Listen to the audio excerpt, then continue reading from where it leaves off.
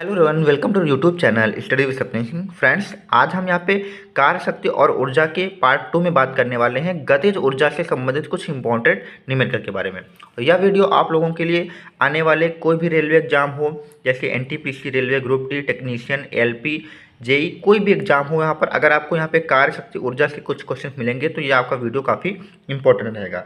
तो गतिज ऊर्जा के बराबर होती है 1/2 mv²। इसी फॉर्मूले पर कुछ इंपॉर्टेंट क्वेश्चन होंगे, उन्हीं के बारे में हम यहाँ पे डिस्कस करेंगे। और यह वीडियो एकेडमिक क्लास 9th है, हाई स्कूल है, इन लोगों के लिए भी काफ़ी इंपॉर्टेंट है। तो यहाँ पे फॉर्मूला पहले समझ लेते हैं। तो यहाँ पे फॉर्मूला दिया है के बराबर 1/2 mv², जहाँ पर के आपकी गतिज ऊर्जा है, और गतिज ऊर्जा हो या स्थितिज ऊर्जा हो या कोई भी प्रकार की ऊर्जा हो, उसका मात्रक जो होता है वो जूल होता है। ठीक है, यहाँ पर m जो दिया है वो आपका द्रव्यमान है, तो द्रव्यमान का मात्रक क्या होता है, kg होता है, यानी किलोग्राम होता है। v यहाँ पर वेग है, और वेग का मात्रक क्या होता है, मीटर प्रति सेकेंड स्क्वायर होता है। तो ध्यान रखना है कि गतिज ऊर्जा हो गई, m हमारा द्रव्यमान हो गया, v हमारा वेग हो गया। तो इसी फॉर्मूले पर हम यहाँ पे कुछ क्वेश्चन को सॉल्व करेंगे। ठीक है, तो यहाँ पे देखिए आपके सामने यहाँ पे पहला क्वेश्चन भी लिखा हुआ है कि लिखा है कि एक वस्तु जिसका द्रव्यमान 10 kg है। तो द्रव्यमान दिया है तो m बराबर हमारा जो है वो कितना दिया हुआ है, 10 kg यहाँ पे दिया हुआ है। इसके बाद लिखा है 6 मीटर प्रति सेकंड की गति। गति का मतलब एक प्रकार का वेग है, तो वेग जो हमारा दिया है वो 6 मीटर प्रति सेकंड दिया हुआ है। और पूछा गया इस वस्तु की गतिज ऊर्जा। गतिज ऊर्जा मतलब कि k की वैल्यू यहाँ पे बतानी है। तो k बराबर फॉर्मूला आपको पता है 1/2 mv² होता है। तो इसी में हम यहाँ पे वैल्यू रख देंगे तो पहला क्वेश्चन हमारा आंसर आ जाएगा। तो m की वैल्यू यहाँ पे कितनी रखेंगे, 10 रखेंगे, तो गुणे में 10 रखिए। v की वैल्यू 6 रखनी है, और स्क्वायर है, स्क्वायर का मतलब हम यहाँ पे इसको 2 बार लिख लेते हैं।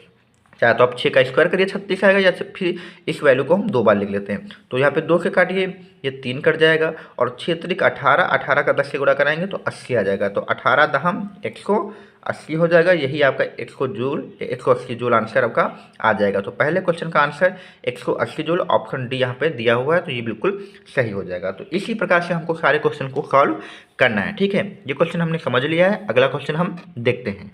अगला क्वेश्चन यहाँ पे लिखा है कि 5 मीटर प्रति सेकंड की गति से, तो यहाँ पे गति का मतलब ये आपका वेग दिया हुआ है, तो 5 मीटर प्रति सेकंड आपका वेग हो गया।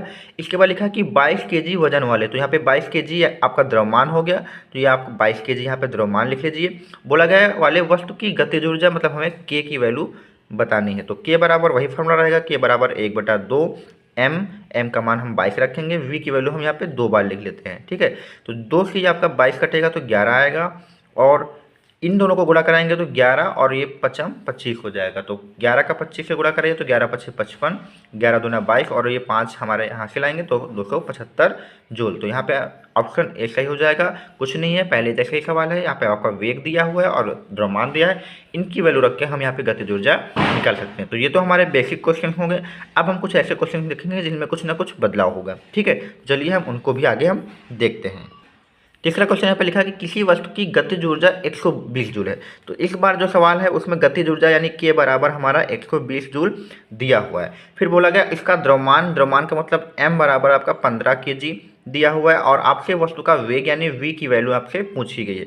तो फॉर्मूला आपके पास वही है, k बराबर 1/2 mv²। तो इसमें आपसे v बराबर पूछा गया, तो हम पहले फॉर्मूला को सही से कन्वर्ट कर लेते हैं। जो बटे का 2 होगा वो k के साथ जाएगा, तो हमारा क्या हो जाएगा, 2k हो जाएगा, और जो m गुणे में है वो कहाँ जाएगा, बटे में चला जाएगा, तो 2k/m हो जाएगा, बराबर आपका क्या रहेगा, v²। तो वस्तु का वेग निकालना है तो आपको फॉर्मूला क्या लगाना है, v² बराबर 2k/m। तो इसी में हम वैल्यू रखना चालू करेंगे, तो 2 रखेंगे, और k की वैल्यू यहाँ पे 120, और m की वैल्यू कितनी रखेंगे, 15। तो 15 एकम 15 होता है, और 15 8 120 होता है, और 8 का 2 से गुणा कराएंगे तो 16 हो जाएगा। तो 8 दूनी 16, स्क्वायर हटाएंगे v का तो ये अंडर रूट लगेगा, और अंडर रूट 16 की जो वैल्यू होती है आपको सबको पता है कि कितनी होती है, 4 होती है। तो वेग जो होगा 4 मीटर प्रति सेकंड यहाँ पे निकल के आ जाएगा। ऑप्शन ए इसका भी सही हो जाएगा। तो ध्यान रखना है, अगर आपको वेग निकालना है तो वेग के लिए आपको फॉर्मूला कन्वर्ट कर लेना है, v बराबर क्या लगा देना है, 2k/m कर देना है, और उसी में आपको k गतिज ऊर्जा और m द्रव्यमान की वैल्यू को रख देना है। तो आपके आसानी से क्वेश्चन यहाँ पे सॉल्व हो जाएगा। तो तीसरा क्वेश्चन भी हमने समझ लिया है। अब हम देखते हैं अपना चौथा क्वेश्चन। तो यहाँ पे देखिए चौथा क्वेश्चन लिखा हुआ है, काफ़ी इंपॉर्टेंट है। यहाँ पे लिखा है 5 मीटर प्रति सेकंड की गति से आगे बढ़ रही m द्रव्यमान की एक वस्तु की गतिज ऊर्जा 25 जूल है। इसकी गति दोगुनी हो जाने पर इसकी गतिज ऊर्जा कितनी हो जाएगी। तो यहाँ पे डबल कंडीशन है, पहले गतिज ऊर्जा दी है और बाद में आपसे गतिज ऊर्जा पूछी गई है। तो इस डबल क्वेश्चन को हम इस प्रकार से बांट लेते हैं तो पहली कंडीशन में जो होगा उसे हम 1 1 लिखेंगे, दूसरी कंडीशन जो होगी उसे 2 2 लिखेंगे। तो 5 मीटर प्रति सेकंड का वेग दिया है, तो ये आपका v1 हो जाएगा। तो v1 बराबर आपका 5 मीटर प्रति सेकंड हो जाएगा। द्रव्यमान जो है हमारा m1 बराबर क्या लिख लेंगे, हम m लिख लेंगे। और गतिज ऊर्जा जो हमारी होगी वो k1 बराबर हम कितना लिख लेंगे, 25 जूल लिख लेंगे। दूसरी कंडीशन में बोला गया कि इसकी गति दोगुनी, यानी दोगुनी का अर्थ है कि जो वेग हमारा 5 मीटर प्रति सेकंड था, अब दोगुना होकर कितना हो जाएगा, 10 मीटर प्रति सेकंड हो जाएगा। तो और वही द्रव्यमान होगा, क्योंकि वस्तु वही है, तो द्रव्यमान जो होगा क्या होगा, वही होगा। m2 बराबर कितना होगा, m ही होगा। तो इसकी गतिज ऊर्जा कितनी हो जाएगी, यानी k2 कितना हो जाएगा, ये हमसे यहाँ पे पूछा गया है। तो ध्यान रखना है, क्या करते हैं हम इन दोनों कंडीशनों को क्या कर देंगे, एक दूसरे का डिवाइड कर देंगे और आंसर को निकालेंगे। तो k2 को हम क्या करेंगे, k2 को हम k1 से डिवाइड करें, यानी दूसरी गतिज ऊर्जा है जो है उसको हम अगर हम पहली गतिज ऊर्जा से डिवाइड कर दें तो हमें आंसर मिल जाएगा। और पहली गतिज ऊर्जा दूसरी गतिज ऊर्जा को आपस में क्या कर रहे हैं, डिवाइड। तो k2 के हिसाब से फार्मूला जो हमारा होगा 1/2 m2 v2 स्क्वायर होगा, और k1 के हिसाब से जो गतिज ऊर्जा होगी 1/2 m1 v1 स्क्वायर होगी। 1/2 कट जाएगा। आगे हम यहाँ पे देखते हैं, तो k2/k1 की वैल्यू हमें पता कितनी है, पहली जो गतिज ऊर्जा है वो 25 है, इसको रख देंगे। m2 का मान भी m ही है और m1 का मान भी m है, क्योंकि एक ही वस्तु है तो द्रव्यमान एक ही जैसे होंगे।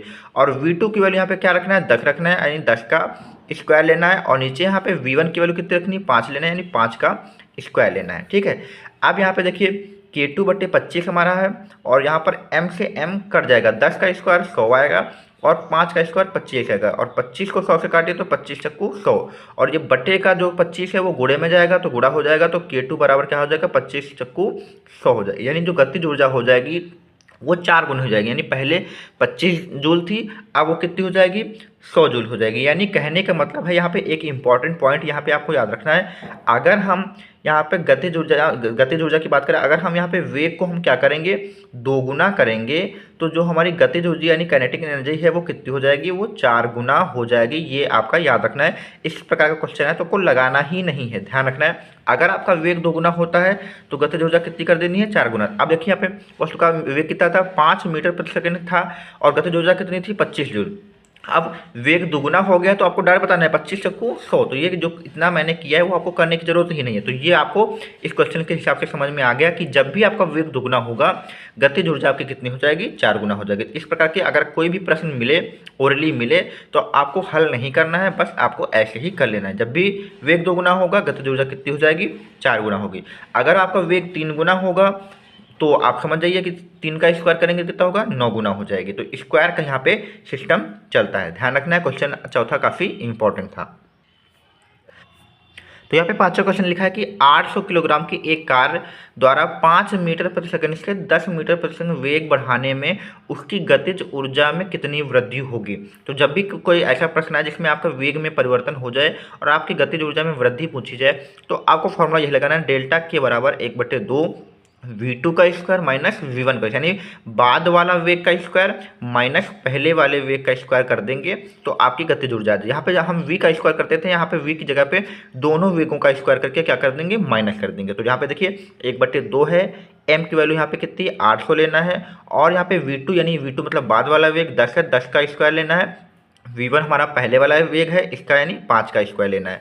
तो 1/2 को आप यहाँ पे 800 से काटेंगे तो आपका ये 400 आ जाएगा। तो यहाँ पे नीचे आप 400 लिख लीजिए, और 10 का स्क्वायर 100 आएगा, 5 का स्क्वायर कितना आएगा, 25 आएगा। तो 100 से आप 25 हटाइए तो कितना आएगा, 75 आएगा। और 75 का 400 से गुणा कराना है तो 2 जीरो तो पहले उतार लेते हैं, 4 पंचे 20, 4 सत्ते 28, तो 30। तो 30,000 जूल हमारा यहाँ पे आंसर अभी तक आया हुआ है। लेकिन यहाँ पे जो 3 जीरो है वो 1000 है, और 1000 का मतलब 1 किलो जूल होता है। तो यहाँ पे हम क्या कर देंगे, जो हमारा डेल्टा के यानी गतिज ऊर्जा में वृद्धि है वो 30 1000 का मतलब किलो हो जाएगा। तो 30 किलो जूल हम यहाँ पे आंसर लिख देंगे, यानी 1000 का मतलब क्या कर देंगे, किलो कर देंगे। तो यहाँ पे देखिए 30 किलो जूल यहाँ पे ऑप्शन सी इसका सही हो जाएगा। तो कभी भी आपका गतिज ऊर्जा में वृद्धि पूछी जाए तो आपको ध्यान रखना है, अगर वेग में परिवर्तन हो रहा है तो आपको ये फॉर्मूला लगा देना है, तो आपका आंसर काफ़ी आसानी से आ जाएगा। तो पाँचवा क्वेश्चन भी हमने अच्छे से कर लिया है।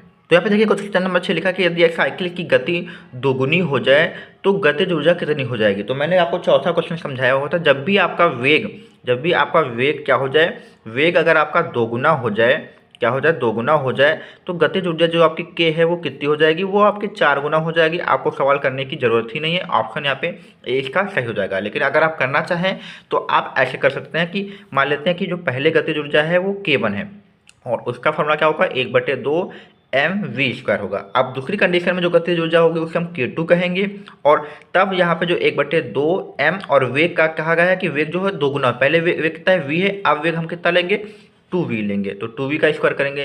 पहली कंडीशन में तो हमारा साधारण m है, द्रव्यमान साधारण वेग v है, लेकिन दूसरी कंडीशन में द्रव्यमान तो हमारा वही रहेगा, लेकिन वेग जो v है वो कितना हो जाएगा 2v हो जाएगा। ठीक है, 1/2 m और 2 का स्क्वायर कितना हो जाएगा 4 हो जाएगा, तो यहाँ पे 4 और v का स्क्वायर तो v² रहेगा। अब इसको हम अगर सही से लिखें तो 1/2 mv² इंटू 4 लिखेंगे, 1/2 mv² इंटू 4 और 1/2 mv² की वैल्यू यहाँ पे कितनी है, 1/2 mv² की वैल्यू कितनी है K1 है, तो यहाँ पे हम क्या रख देंगे K1, तो K2 बराबर जो होगा वो 4 K1 आ जाएगा, यानी जो बाद की गतिज ऊर्जा है वो पहले की गतिज ऊर्जा की कितनी होगी 4 गुनी होगी। तो आप अगर हल करना चाहें तो ऐसे करेंगे, वरना मैं आपको बता चुका हूँ अगर आपका वेग 2 गुना हो तो गतिज ऊर्जा कितनी हो जाएगी 4 गुना हो जाएगी।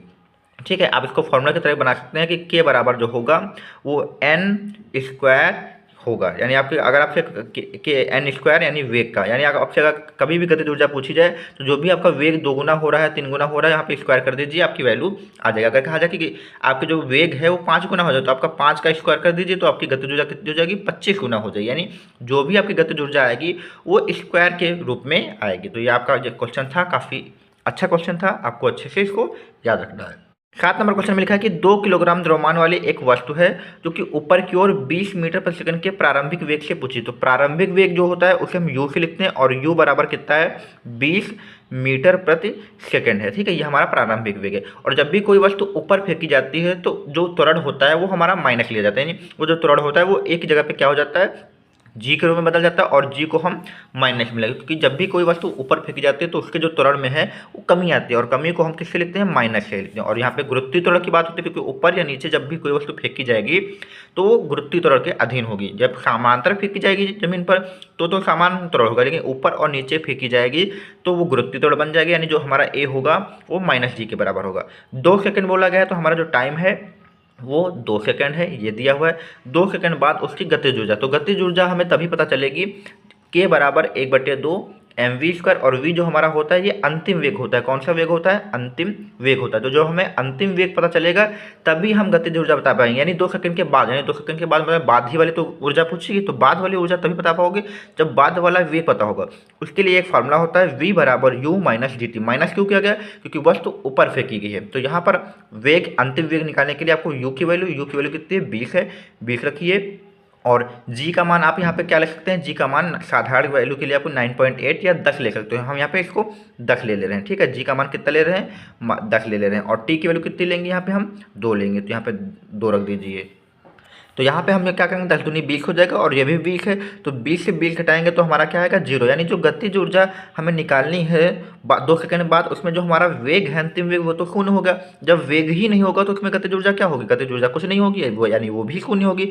तो के बराबर 1/2 और m की वैल्यू यहाँ पे देखिए 2 kg दी है तो यहाँ पे 2 रख लीजिए और v की वैल्यू तो 0 है, 0 का स्क्वायर करेंगे तो 0 ही आएगा और 0 से गुणा कराएंगे तो पूरी चीज़ 0 हो जाएगी, यानी जो गतिज ऊर्जा होगी हमारी 2 सेकंड के बाद वो क्या हो जाएगी शून्य हो जाएगी, क्योंकि हमारा जो 2 सेकंड के बाद जो वेग है अंतिम वेग वही शून्य हो गया। जब वेग ही शून्य होगा तो गतिज ऊर्जा क्या हो जाएगी ऑटोमेटिक ही शून्य हो जाएगी। तो इसी के साथ हमने गतिज ऊर्जा के एक से एक क्वेश्चन देख लिए हैं, यानी हर टाइप के क्वेश्चन देख लिए हैं। अगर आपको फिर भी कोई डाउट है तो कमेंट बॉक्स में हमें जरूर बताएं। क्वेश्चन नंबर 8 भी हम यहाँ पे देखते हैं, यहाँ पे लिखा है कि एक 5 kg की वस्तु, तो 5 kg यानी जो m बराबर दिया है 5 kg दिया हुआ है, वस्तु में गतिज ऊर्जा दी है। गतिज ऊर्जा का मतलब है कि k बराबर दिया है 10 जूल दिया है, तो उस वस्तु का रेखी संवेग मतलब p बराबर हमसे पूछा गया है। तो जब भी आपका ऐसा सवाल आ जाए जिसमें गतिज ऊर्जा के साथ द्रव्यमान दिया और वेग न दे के रेखी संवेग की बात कर लें, तो उसके लिए फॉर्मूला होता है k बराबर p² 2m। अगर आपका रेखी संवेग और गतिज ऊर्जा में रिलेशन पूछा जाए तो यही होता है। तो k बराबर p² 2m, जबकि यहाँ पर p आपकी क्या है रेखी संवेग है और यही हमसे पूछा गया। तो 2m जो बटे में है वह कहाँ पे आ जाएगा, गुणे में आ जाएगा, तो p² बराबर क्या हो जाएगा 2m × k हो जाएगा। तो p² ही हमें निकालना है, तो 2 रखेंगे, m की वैल्यू यहाँ पे 5 दी है के की वैल्यू यहाँ पे 10 दी, तो 10 बच्चे 50, 50 दूना 100 हो जाएगा, और 100 हो जाएगा। स्क्वायर हटाएंगे तो क्या लगाएंगे हम, रूट लगा देंगे, और 100 की वैल्यू कितनी होगी, 10 होगी। तो 10 किलोग्राम मीटर प्रति सेकंड ये आपका रेखीय संवेग हो जाएगा। तो आपसे अगर रेखीय संवेग और गतिज ऊर्जा में सवाल पूछा जाए तो आप इस प्रकार से करेंगे, तो यहाँ पे पहला आंसर सही हो जाएगा। कभी आपको रेखीय संवेग दे देंगे, आपके गतिज ऊर्जा पूछेंगे तो आपको बस वैल्यू रख देना है, आपका आंसर आ जाएगा।